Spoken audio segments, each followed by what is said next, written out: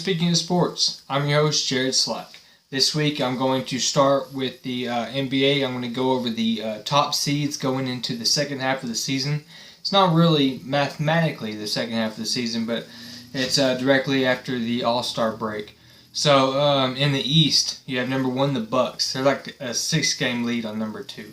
They're dominating the East right now. They're obviously a force to be reckoned with in the East over there. They're doing very great with Giannis. Number two, the Raptors, which is a shock. After Kawhi left, you thought that they were going to be a lower seed, like an 8, maybe even a 9 seed, but they really stepped it up.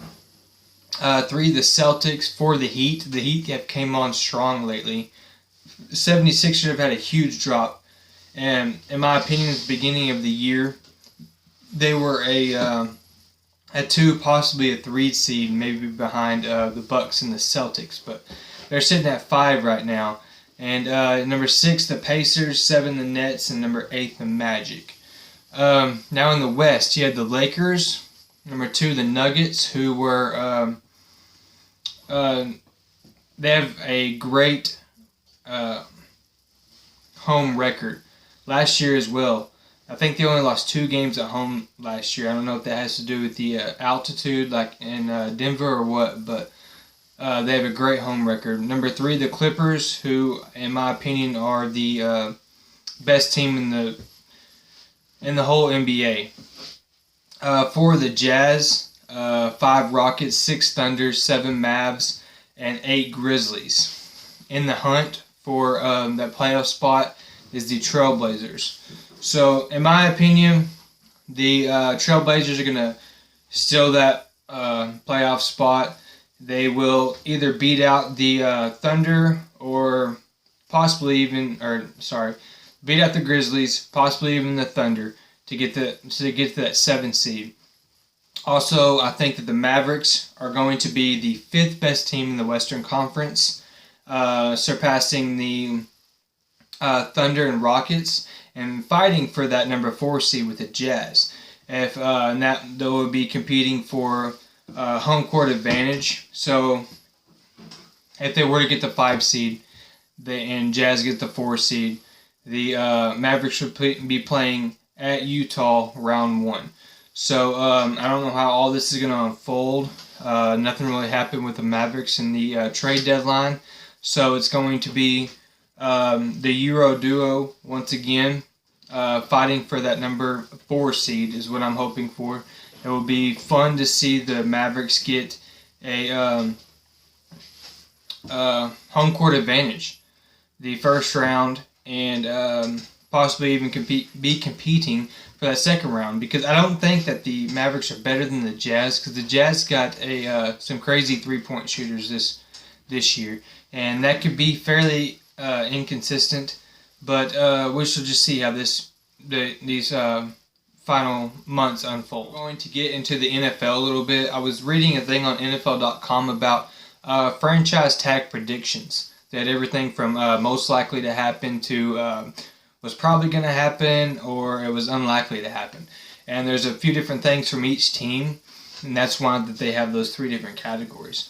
They have seven players for each category, but I only highlighted the major ones because I didn't really go over offensive linemen or defensive linemen. But the very first one that popped up was Dak. What NFL.com said was, all they pretty much said was he's $27 million this year for one tag, $35 for the next. So, in all reality, for the next 2 years, yes, Dallas would save money. But in the long run, this is not what NFL.com said. In the long run, Dak is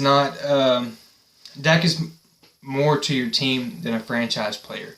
He is. It will benefit your team more if you sign him to a long-term deal. Number 2 would be Ryan Tannehill.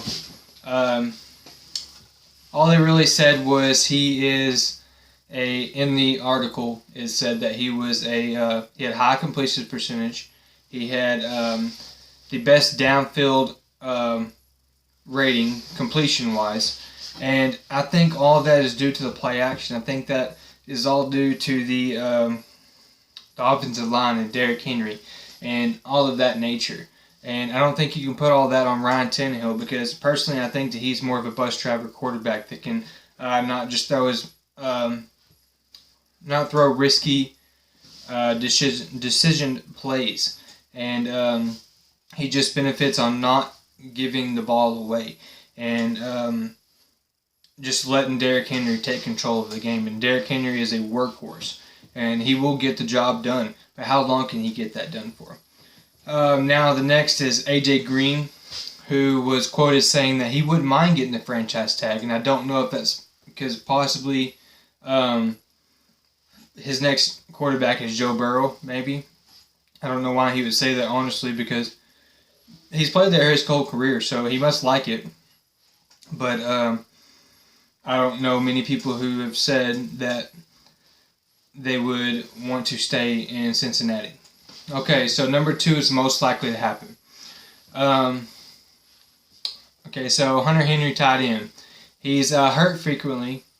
If you want him to sign a long-term contract, you would have to do, and I don't really know about the Chargers organization, but he would have to be small guaranteed and mostly incentives. He would have to play for. He would have to get a certain amount of yards, a certain amount of catches every game, a certain amount through the whole season in order to get his full contract.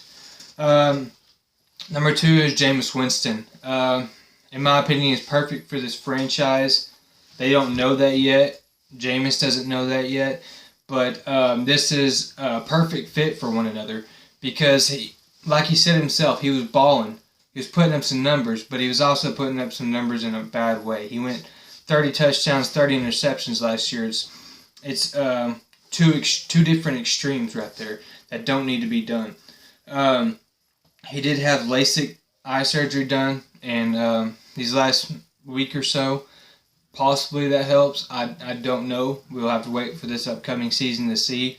He might be perfect for the franchise tag, to just get one tag under his belt, see what he's like after that LASIK eye surgery, see if he's better. If he's not, he's going to go onto the open market and he's going to make a lot of money. And by a lot, I mean lot for Jameis Winston. He's going to get $25 to $30 million a year. And now the next one is Amari Cooper, Dallas's best receiver. If he hits the open market, Dallas is more than likely going to get outbid. And this is according to NFL.com. And that's probably true. They probably will get outbid. But in my opinion, the only reason you would franchise tag Amari Cooper was to trade him. Because that's going to be a cap hit. Franchise tag in general is going to be a cap hit. Regardless if it saves you this year, it's going to ruin it the next year.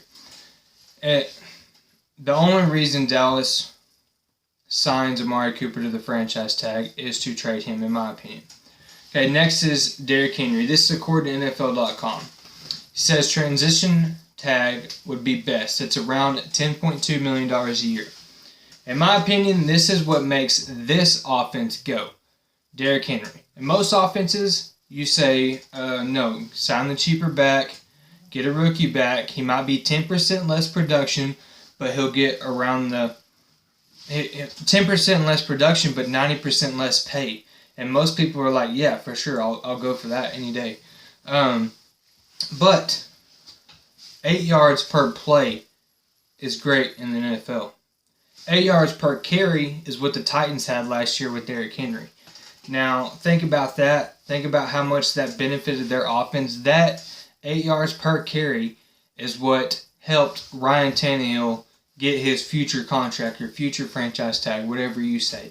In my opinion, that is the key to their offense, is have Derrick Henry run that ball, have Ryan Tannehill do the play action. It brings the linebackers, cornerbacks, safeties in, and you'll be able to dump it right over them for a first down every play.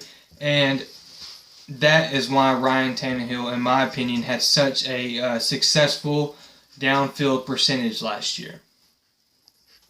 Okay, so now I'm going on to the less likely / unlikely franchise tags to happen. Austin Cooper for Atlanta. For one, he costs too much. He's likely to be signed by a team that's needing a lot of production out of the tight end position. He is very great at completing passes. He gets downfield very well. Number 2 is Byron Jones. According to NFL.com, Jordan Lewis and Cheeto would likely box out Jones at his position and box him out of his contract with Dallas, which I completely disagree with. This is my perfect scenario right here. Sign Dak to approximately $32 to $36 million per year. Franchise Amari Cooper with the chance for a first-round pick if you're to trade him. You don't have to trade him, but you have the possibility of doing so. You could trade him for a first round, or you can trade him for a second and a third. Okay, so you sign Byron Jones, because in this draft or in next draft or on your current roster right now, you cannot find a better cornerback. Hopefully, Cheeto develops more into his role at his cornerback spot. He is very athletic. Probably the most athletic person you have on your team. He's the fastest person you have on your team. So, if he develops more, he learns the position more, he could be a great asset to your team. And I absolutely love Jordan Lewis at the slot corner position, because he can make big plays, and he can completely shut down any elite running back in the game coming out of the backfield. Like 2 years ago against Alvin Kamara, he completely shut him down coming out of the backfield. He was having such a great year until they played the Cowboys, and then that was what slingshotted the Cowboys into having one of the best defenses in the league. That was in 2018, I believe. On top of that, in the first round in the 2020 NFL Draft, what if you were to add free safety Grant Delpit from LSU? That would be such a great defense. On top of that, you can add in the second or third round, you can add a very disruptive inside defensive tackle, and that would really help out your linebackers. They wouldn't have to fight off the blocks as much as they did last year. That would help out Jalen Smith, and that would help out your other. That would help out Leighton Vander Esch. That would really help out that secondary. And for the Cowboys in recent years, the free safety and the defensive tackle, the inside defensive lineman, have really not been utilized as much as they needed to be. They haven't been a priority. And I think if you brought those two back in the same exact draft, you already have pretty much your whole defense built around it. You just don't have those two things. You don't have a really, really good free safety. Last year, you spent it on a 6th-round pick. And that was your starting free safety. It was a 6th-round pick who wasn't bad, but he wasn't a starter. And other than that, you really didn't have any inside defensive linemen. But if you were to add those two in the same draft that could be instant starters, that would bring this whole thing together more than likely. Last year, Jalen Smith got so much heat for not tackling or wrapping up, but he was getting just absolutely destroyed in the backfield by offensive linemen. And on top of that, you didn't have anybody to cover over the top. In the free safety position, you had not Xavier Woods, but I forgot his name. His last name is Woods. Woods at free safety, he was a good athlete, but he wasn't a starter, and especially his first year. And if you were to add that first-year starter to this defense and that first-year defensive lineman, this whole defense would be brought together, and it would just slingshot this whole team towards a playoff win. And I'm excited to see what the Cowboys do in this NFL draft. After the NFL draft, after NFL Combine, I'm going to do something like I did last year, like I talked about last week. I'm going to predict everyone's wins, predict everyone's future for the upcoming year in 2020-2021 season. And we're just going to see what happens, see how good I do this year. All I have for this week. Thanks for listening to Speaking of Sports. If you have any sports-related questions, please message me personally or comment below. I'll try to get it in next week's show. Make sure to listen to the Speaking of Sports podcast on the Mute Mogul Radio Show. Download the app, like it, and share it, comment on it. Other than that, thanks for listening to Speaking of Sports. I've been your host, Jared Slack.